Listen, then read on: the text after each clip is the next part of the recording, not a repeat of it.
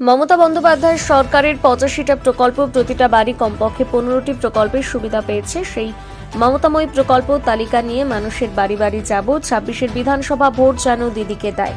পাশাপাশি আগামী 6 দিনের মধ্যে ভোটার লিস্ট খতিয়ে রেখে আগামী 8 তারিখ 24 ও 25 সালের বীরভূম জেলার ভোটার লিস্ট রাজ্যকে পাঠিয়ে দেব। শনিবার বোলপুরে জেলার প্রধান দলীয় কার্যালয়ে জেলা কমিটির বৈঠকের পর বললেন তৃণমূল জেলার সভাপতি অনুব্রত মণ্ডল। পাশাপাশি এদিন তিনি আর কি বললেন আপনাদের সামনে তুলে ধরছি।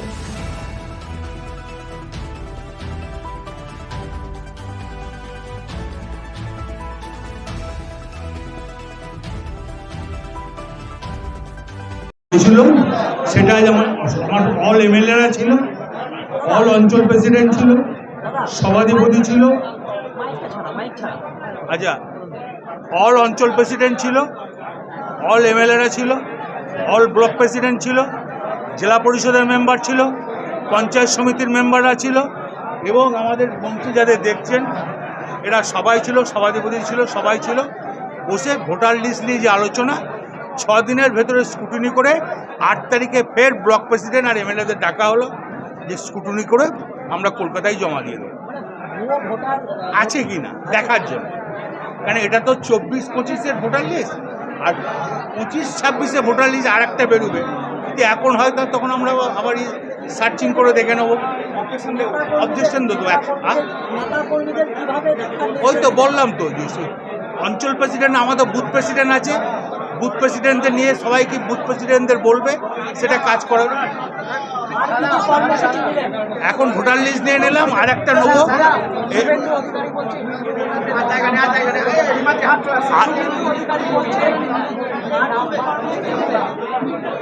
আর একটা কথা বলি, তোমার এইটা করার পর আমরা একটা করেছি, এই যে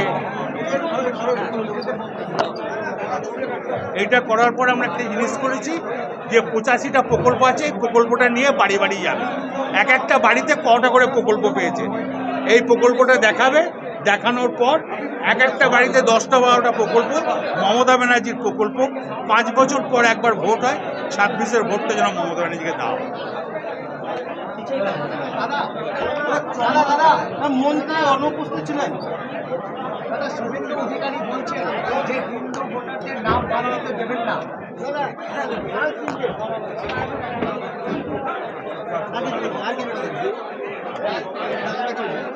জেলা কমিটির বৈঠক হয়ে গেল, হঠাৎ করে কি?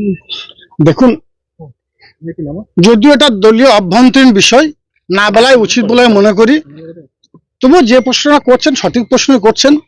যেহেতু আমাদের মাননীয় মুখ্যমন্ত্রী বাংলার মা মমতা বন্দ্যোপাধ্যায়, তার কথাই শেষ কথা। তিনি যখন বলে দিয়েছেন যে বীরভূম জেলা কোর কমিটি চালাবে, সুতরাং কোর কমিটি বীরভূম জেলা চালাবে। কোর কমিটির আলাপ আলোচনা সাপেক্ষে আপনি যে প্রশ্নটা করলেন, আলাপ আলোচনা করার পরই দলীয় মিটিং ডাকা উচিত ছিল বলে আমিও মনে করি। হয়তো এই যে বিষয়টা আছে ভোটাধিকার প্রয়োগের বিষয় বা ভোটার কার্ড, এপিক কার্ডের বিষয়, এটা এসেনশিয়াল বিষয় ছিল, সেই জন্য হয়তো মিটিংটা ডেকেছেন। কিন্তু তবুও আমি বলবো যে মিটিংটা আমাদের কোর কমিটির যিনি আহ্বায়ক আছেন তার ডাকা প্রয়োজন ছিল। আর কোর কমিটি মিটিং করার পর বীরভূম জেলার যেসব দলীয় কার্যালয়গুলো, দলীয় কার্যক্রমগুলো হবে, কোর কমিটি মিটিংয়ে পরেই সেগুলো করা উচিত বলে আমি মনে করি ব্যক্তিগতভাবে। দেখা যাচ্ছে যে বারবার আপনারা বলছেন যে গোষ্ঠী কন্দল নেই জেলায়, কিন্তু বিভিন্ন অনুগামী, আপনার অনুগামী, অন্যদের অনুগামী, অনুব্রত মণ্ডল অনুগামী, এই অনুগামীদের মধ্যে এই বিষয়টা নিয়ে কি বলবেন? দেখুন, আজকে দলীয় কার্যালয়ে যে মিটিংটা ছিল, বর্ধিত জেলা কমিটি মিটিং, সেই মিটিংয়ে পরিষ্কারভাবে আমি জানিয়ে দিয়েছি যে আমি মমতা বন্দ্যোপাধ্যায় অনুগামী, আমি অভিষেক বন্দ্যোপাধ্যায় অনুগামী, আমি আর কাউকে চিনি না, চিনতেও চাই না। মমতা বন্দ্যোপাধ্যায়, অভিষেক বন্দ্যোপাধ্যায় যে নির্দেশ দেবে সেইটাকে অক্ষর অক্ষরে পালন করা হচ্ছে কাজল শেখের ডিউটি, কাজল শেখের কাজ। কেউ যদি বলে আমি কাজল শেখের অনুগামী, কেউ যদি বলে অন্য কারো অনুগামী, আমার মনে হয় তাদের নিজস্ব দল তৈরি করা উচিত। তাদের এই মমতা বন্দ্যোপাধ্যায় দলে কোনো থাকা উচিত বলে আমি মনে করি না। এবার কি কাজল এবং কেষ্টকে একই ময়দানে দেখা যাবে লড়াই? আমি আগেও বলেছি, আবার বলছি, আমি মমতা বন্দ্যোপাধ্যায় সৈনিক, মমতা বন্দ্যোপাধ্যায় যে নির্দেশ দেবে সেটাকে পালন করাই আমার ডিউটি। যেমন 27 তারিখে নেত্রী মঞ্চে থেকে ডিক্লেয়ার করেছেন সারা বাংলার মানুষকে যে এপিক কার্ড অতি দ্রুত সেগুলো বাড়িতে বাড়িতে গিয়ে সার্ভে করার কথা বলেছেন, সেই কাজটা আমরা করছি।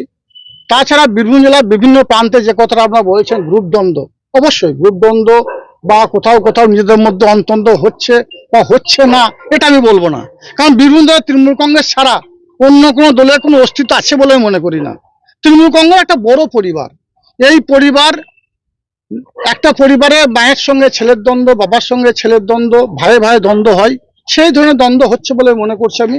কিন্তু বিভিন্ন জেলা পুলিশ প্রশাসন অতি সক্রিয় আছে, তারা সক্রিয়তার সঙ্গে যারা দুষ্কৃতিকারী, যারা সমাজ বিরোধী, তাদের গ্রেপ্তার করছে। আর একটা কথা, আমি রাজনীতিটা করি, এটা আমার নেশা, আমি পেশা হিসেবে কোনো সময় নিইনি আর নেবও না। আপনারা জানেন রাজনীতি করতে গিয়ে আমি আমার 2 দাদাকে হারিয়েছি, আমি বাবাকে হারিয়েছি। অনেক সময় আমার প্রতি অনেকবার অ্যাটাক করা হয়েছে। আপনাদের দোয়া আশীর্বাদ ভালোবাসার জন্য হয়তো আমি আজকেও বেঁচে আছি এবং মমতা বন্দ্যোপাধ্যায়ের হাত আমার মাথায় আছে বলে হয়তো বিভিন্ন সভাধিপতি আসন পেয়েছি। আজকে আমি স্পষ্ট করে আমাদের মাধ্যমে বলতে চাই, মমতা বন্দ্যোপাধ্যায়ের হাত যার মাথায় থাকবে, অভিষেক বন্দ্যোপাধ্যায়ের হাত যার মাথায় থাকবে সেই নেতা, বাকি সময়ই কথা বলবে। ধন্যবাদ জানাবো যে অতি সক্রিয়তার সঙ্গে বোমাগুলো রিকভারি করছে। যদিও কি জন্য বোমা রাখা হচ্ছে, মজুত করা হচ্ছে, কোথা থেকে আনা হচ্ছে, এই বিষয়গুলো পুলিশ প্রশাসন তদন্ত করছে।